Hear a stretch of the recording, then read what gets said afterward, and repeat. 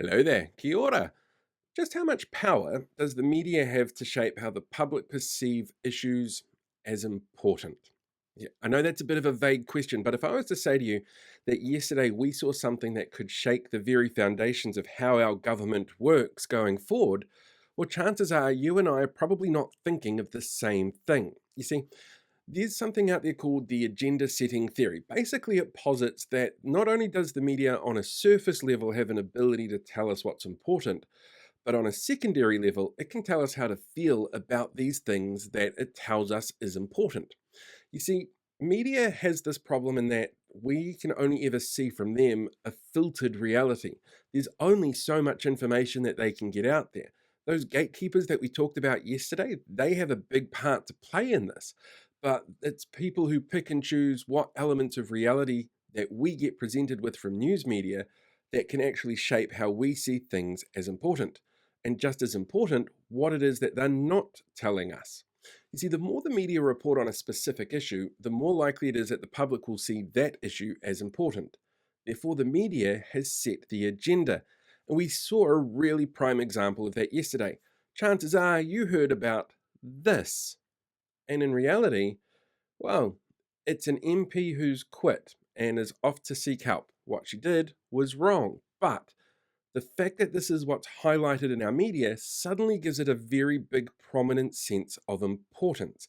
And we can actually measure that by looking at really simple tools like what's trending on Twitter. See, first thing. And in fact, the Celia Wade Brown thing is because she's the person who's coming in as the new list MP for the Green Party. There is quite clearly a correlation there between what the media is pushing and what it is that the public are perceiving as really important.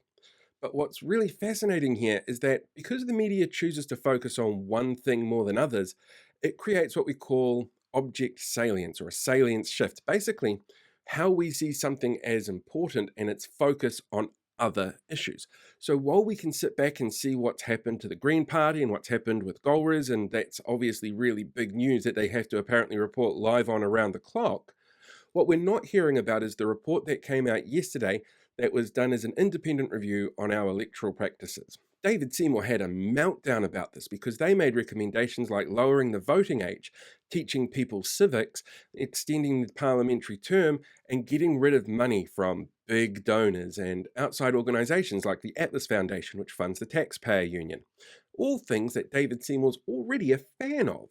But this report felt that that kind of fair play, even field, is going to make it much easier for people to have free and fair elections without any interference.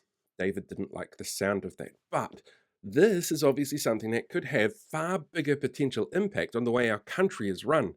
Whereas in reality, having an MP step down for whatever reason, particularly a list MP that doesn't trigger a by election, another one just comes up on the list, from a party that is in opposition, that's going to have no major long term impact on the way our country is run or how we make decisions. But according to the media, who have set the agenda, this is the most important thing that's happening with our government right now.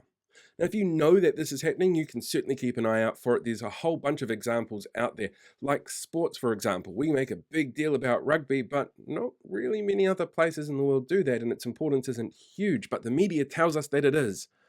That agenda setting, being aware of it, making sure you know what's going on is a really key way to be able to interpret the information that media thinks is important for us all to know. And it might not necessarily always be the case.